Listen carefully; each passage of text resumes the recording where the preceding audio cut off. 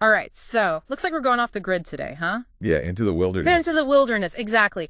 Our listeners sent over a whole mountain of research. Oh, wow. Articles, Reddit threads, even a Wikipedia entry, like the works. Sounds like they're serious. Yeah. Ready to ditch the power company and, grow their own food? Yeah, totally. But before anyone starts, buying solar panels and stocking up on seeds, Right. we need to kind of unpack what it really takes to make this off-grid dream a reality. Yeah, for sure. And the sources, they paint a less glamorous picture than what you see, on Instagram. Totally. So let's start with the big question. How many people actually succeed at this whole off-grid living thing? Okay, well, one article claimed get this, a 90% failure rate. 90%? Yeah. Seriously? And it turns out there are a bunch of pitfalls that can totally trip people up. 90% is a lot higher than I would have thought. Yeah. What are these off-grid dream killers we should know about? Well, a big one is unrealistic expectations. Oh, yeah. I can see that. People go in thinking it's going to be, all romantic and easy. Right. But they underestimate just how much work is involved. It's not just about putting up some solar panels. Exactly. It's like a total lifestyle overhaul, like a cultural shift almost. So going from instant grocery deliveries to growing your own food? Yeah, exactly. You need a different mindset, different skills to make it work. Okay. I'm starting to get why that 90% statistic is so high. What else gets people in trouble? Not researching the location enough. Like climate, soil, local laws, all that stuff. That can make or break your whole off-grid experience. Okay, what's an example of something that could go wrong? Well, imagine this. You move somewhere, and then you find out rainwater collection is illegal. What? Or the building permits are, impossible to get. Oh, no. Yeah. I mean, these are real situations people have actually faced. Wow, that's a hard reality check for sure. Yeah. So you need to do your homework on the location, and then, of course, you need a solid understanding of the financial side of things. Oh, yeah, absolutely. Yeah. It's a myth that off-grid living is free, like land, building materials, energy systems, all that costs money. Yeah, I was kind of wondering about that, because even if you're handy and can do a lot yourself, there are probably still things you need to hire pros for. Exactly. And one source even talked about hidden costs, things like tool repairs, construction delays, all that can blow your budget. Yikes. So a realistic budget is key. Then any tips from the research on navigating the money part of this? One thing that kept coming up was connecting with locals. They have the insider knowledge, things like zoning quirks, the best spots for water, even social dynamics within the community. So it's don't just show up and start building. You got to integrate with the community that's already there. Exactly. Yeah. One person even shared how buying a local builder a beer led to some invaluable information about permit shortcuts. Yeah. That kind of knowledge can save you a ton of time and money. Okay. So good people skills are a must-have then. So thinking about personality, what traits do you think are essential for off-grid living? Well, if you're someone who needs constant social interaction, right, a remote location could be a tough adjustment. Yeah, for sure. This kind of goes back to that whole culture shock thing we talked about earlier. Right. It takes a certain degree of self-reliance and being comfortable with, being alone sometimes. Okay, so maybe I need to work on my introverted side. Okay, let's shift gears a little bit and talk about housing. So what are the options if you're ditching the traditional, grid-connected house? Well, our sources mention a pretty interesting range of options like tiny homes, yurts, refurbished cabins. There's a whole spectrum of styles. Oh, yeah. Tiny homes are so popular these days. There are even companies that sell prefab ones. Right. And while they're, trendy, they also offer some practical advantages for off-grid living. Their smaller footprint means you need fewer resources for building and maintenance. Yeah, I get that. Minimizing your environmental impact. Exactly. What about yurts and cabins? What are the pros and cons of those? Well, yurts are super portable, and they have that unique aesthetic. Right. But they might not be the best choice for super harsh climates. That makes sense. Cabins can be charming and sturdy, but they often need, some serious renovations to make them off-grid ready. So it's all about finding the right housing style that matches your climate, your lifestyle, and of course your budget. Exactly. And speaking of budget, let's talk about one of the biggest expenses, powering your off-grid home. Okay, now we're getting into the techie stuff. Right. I'm curious about, solar power. It seems to be the go-to option for a lot of people going off-grid. It is. But our sources really emphasize choosing the right energy source based on, your location and what you actually need. Solar isn't the best fit for every situation. So, what should people consider when deciding if solar is right for them?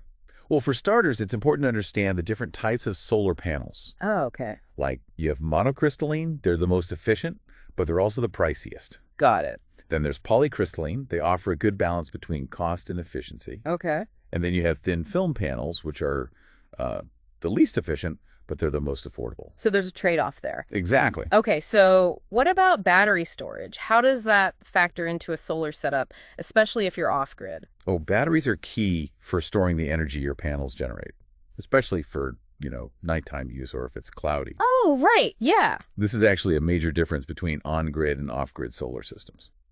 Wait, really? Explain that a little bit more. What's different about battery storage? Okay, so grid-tied systems often have minimal battery storage. Yep. Because, they can just draw power from the grid when they need it. Oh, I see. But off-grid systems, they rely entirely on those batteries, for true energy independence. Right, because they're not connected to the grid at all. Exactly. Okay, and the sources also mentioned solar water heaters. How do those fit into the whole energy picture? Oh, they can seriously cut down on how much electricity you need for hot water. Oh, wow. And here's a cool fact. They don't even have to be connected to your electrical system. What? Really? Yeah, they're what's called passive solar, so they just kind of work on their own. That's so cool. There are so many clever solutions out there when it comes to off-grid living. Yeah, there are. But even with solar panels and fancy water heaters, you still need, the most basic resource of all, water. Oh, you're absolutely right. And getting water when you're off-grid, well, that's a whole other challenge. Yeah, I bet. It's not as simple as just finding, a nearby stream or lake, right? Yeah, definitely not. Our sources, they really stress the importance of having, reliable, sustainable water sources, especially in places that are prone to droughts. So what are the, go-to options for getting water when you're off-grid? Well, drilling a well is often considered the most reliable option. Okay. But it's also usually the most expensive. Yeah, I've heard well drilling can cost a fortune. So what if a well just isn't feasible, budget-wise? Yeah. What are some alternatives if, drilling a well just isn't in the cards? Rainwater harvesting is a great option. Setting up some rain barrels or even a bigger cistern system. Oh, yeah. Can provide a surprising amount of water. That sounds pretty efficient, but I'm guessing you can't just drink rainwater straight from the barrel, right? You're exactly right. Water purification is super important no matter what your water source is. Right. Whether it's, a rainwater, even a spring, you're going to need a good filtration system in some way to purify it. Okay, so we've covered power, we've covered water. Now what about waste management? Oh, yeah. What happens to all the, The stuff? The stuff, exactly. In an off-grid setting. Yeah, that's a question a lot of people don't even think about. Right. Off-grid waste management's a whole different ball game. Forget your conventional flush toilets and garbage disposals. Right. We're talking composting toilets, gray water systems, sustainable and eco-friendly solutions. Composting toilets sound, I don't know, a little intimidating. Yeah. How do they actually work? They're actually simpler than you might think, and they work really well. So instead of using water, they break down waste through natural composting process. Oh, interesting. And as for gray water systems, they let you reuse water from your sinks and showers for things like watering your garden. That's pretty clever, but I'll be honest, I don't know how comfortable I'd be with those, alternative sanitation methods. Yeah. It's definitely something to think about for sure. It is an adjustment for sure, but it kind of speaks to that resourcefulness that's so important to the whole off-grid living thing. Right. Speaking of resourcefulness, let's talk about one of the things that probably draws a lot of people to off-grid living, growing your own food. Yeah. It's like having your own personal farmer's market right outside your door. A lot of off-gridders dream about that. Right. And, our sources, they really emphasize gardening as a key skill for self-sufficiency.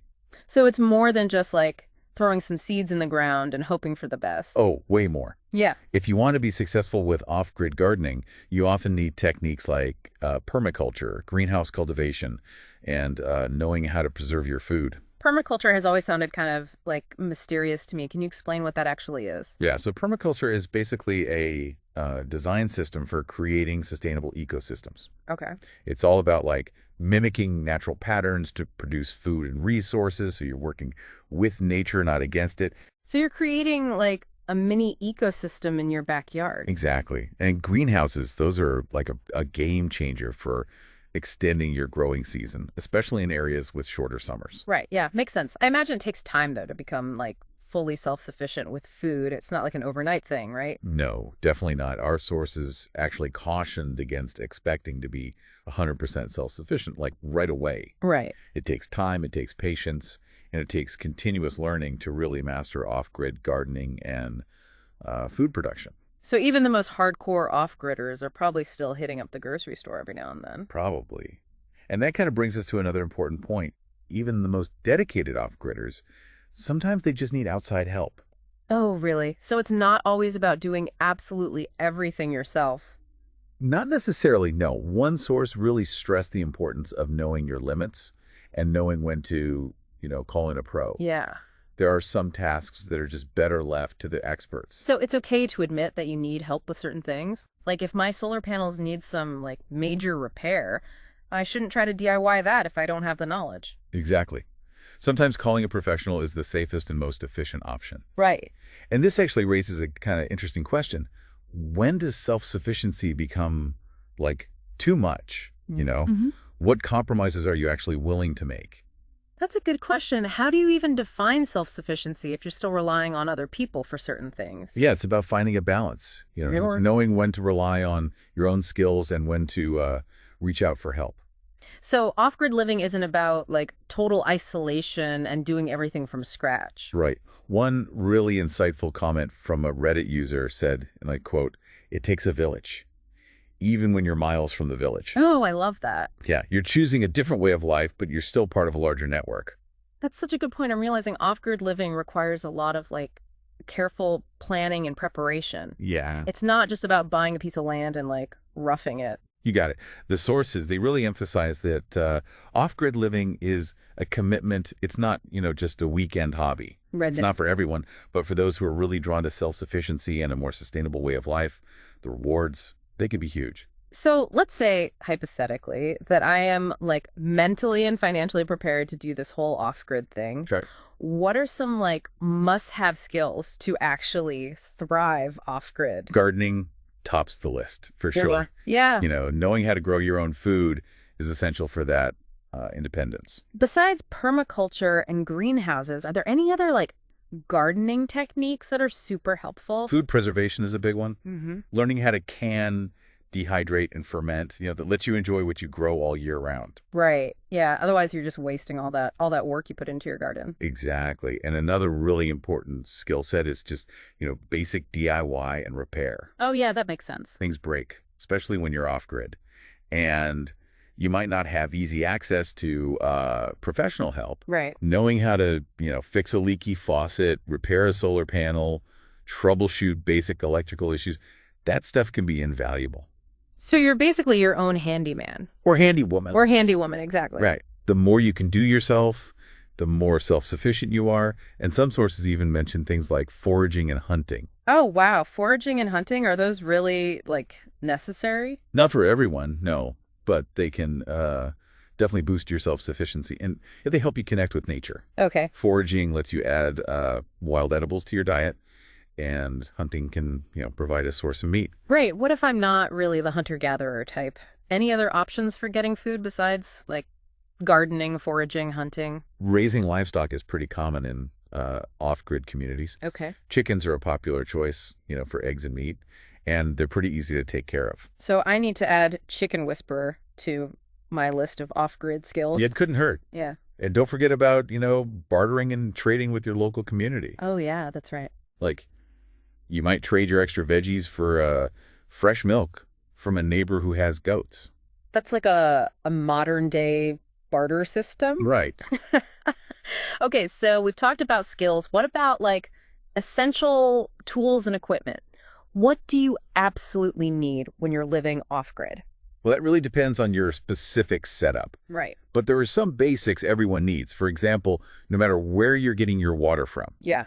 You need a reliable filtration and purification system that's non-negotiable.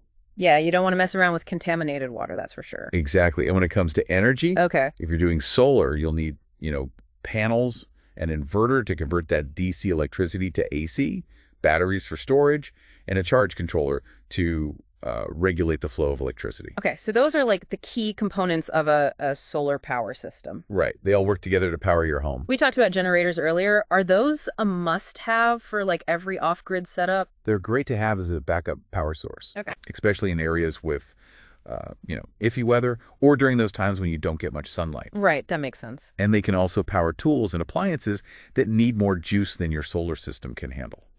Okay, I'm imagining all this off-grid equipment can get pretty expensive. Yeah, Are there any like cost-saving tips from the research? definitely. Buying used equipment whenever you can is a great way to save money. Okay. You can often find solar panels, batteries, even generators for a lot less than if you buy them new. That's a good strategy. Any other advice for, keeping costs down? Yeah, embracing that DIY mindset is key. Oh, right. The more you can, build or repair yourself, the less you'll have to shell out for professional services. So learning practical skills is like both empowering and financially savvy. Exactly.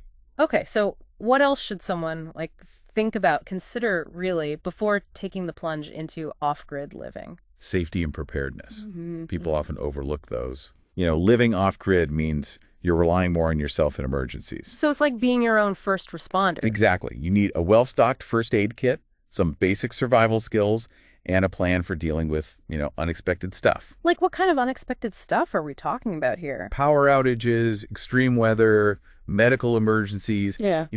anything that throws off your daily routine. Right. So you need to be more proactive about your safety and well-being when you're off-grid.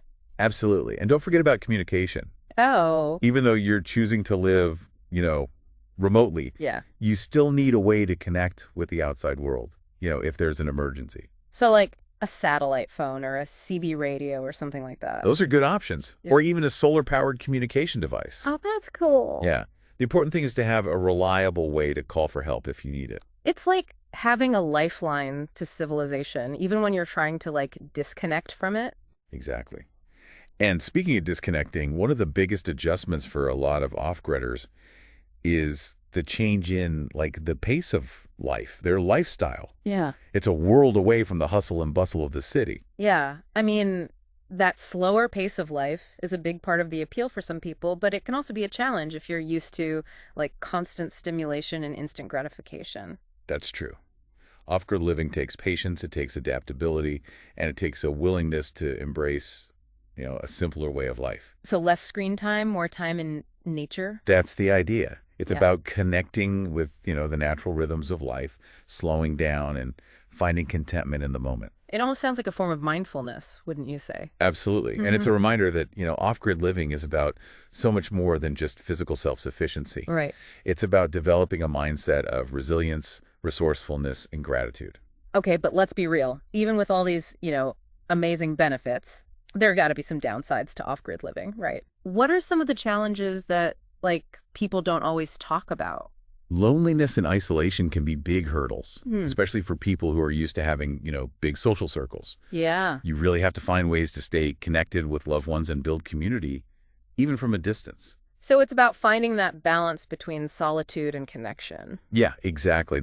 Another challenge is just limited access to resources and amenities. Right. You might have to travel pretty far for things like groceries, medical care, or even, entertainment. So you can't just like run to the corner store for milk or catch a movie on a whim. Nope, not really. And depending on your location, you might also have to deal with unpredictable weather, wildlife encounters, even security concerns. So you really do need to be self-reliant and adaptable to make this whole off-grid thing work. That's definitely a key takeaway from all the sources we looked at. Right. Off-grid living is not for the faint of heart. It demands grit, determination, and a willingness to embrace the unexpected. Okay, so off-grid living is this like major lifestyle change, right? Big rewards, but also some serious challenges. But I'm curious, what's the real cost of all this? That's the million-dollar question. Right. And it's no easy answer. It really depends on so many things. Like what? The location, the size and type of your home, your energy and water systems, how self-sufficient you want to be. Like, it all adds up. So it could cost anywhere from like A few $1,000s to hundreds of thousands. That's a pretty realistic range, yeah. Some people manage to set things up super affordably, by being minimalist and doing a lot of DIY. Like that Reddit user who built their whole off-grid home for under $2,000. Exactly. But then you have other people who spend a ton of money on these like super luxurious, fully equipped off-grid estates. Right, so there's a whole spectrum. Yeah, I guess the key is to make sure your spending matches, your priorities and your budget. Right, align those things. Exactly. And it's also smart to remember that even the most carefully planned budget can get thrown off by unexpected expenses. Right, stuff happens. Yeah, it's always good to have a little financial cushion. Speaking of just in case, what are some must-do safety precautions when you're living off-grid? Fire safety is huge. Okay. Make sure you have working smoke detectors, fire extinguishers, and an evacuation plan. Right, in case of a fire. Yeah, and since you're probably relying on, alternative energy sources, you got to make sure your system is safe and reliable. So regular maintenance and inspections are key. Absolutely. And always have a backup plan for power and water just in case. Makes sense. What about security? Living out in the middle of nowhere, I imagine you could be more vulnerable to, theft. That's a valid concern. Yeah, it's important to take steps to secure your property. Like what? Things like security cameras, motion-activated lights, sturdy locks. That's a good place to start. And I bet getting to know your neighbors and kind of looking out for each other can't hurt either. Totally. Community support is so valuable when you're off-grid. And don't forget about personal safety. Like, let someone know where you're going if you're heading out into a remote area. Carry a first aid kit. And be aware of potential hazards, like wildlife or extreme weather. So it's all about being prepared, mitigating the risks, no matter what might come up. Exactly. Off-grid living is all about self-reliance and responsibility, for both yourself and the environment. We've covered a lot of ground here, from the nitty-gritty of power and water systems to these bigger ideas of self-sufficiency and sustainability. But I'm curious, what do you think about the future of off-grid living? Where do you see this all going? That's a great question. I think the future is being shaped by a few things happening at the same time, like climate change, rising energy costs, and just a growing desire for simpler, more sustainable living. So you're saying off-grid living might not be such a fringe movement anymore? Yeah, it's definitely becoming more mainstream. As technology gets better and more affordable, it's getting easier to create, self-sufficient homes and communities. Like those tiny homes that are completely powered by solar energy. Exactly. As more people become aware of the environmental and social impact of our current lifestyles, they're looking for alternatives that match their values. So it's a shift in consciousness as much as a change in lifestyle. Exactly. And as that shift keeps going, I think we're going to see even more innovative and creative solutions for off-grid living pop up. I'm excited to see what the future holds. It's pretty inspiring to see people taking control and building a more sustainable world. Yeah, it's definitely a movement to watch. And who knows, maybe someday we'll both be joining you off-grid. Maybe. But for now, I think I'll stick to my city apartment with its reliable electricity and running water. Probably a wise choice.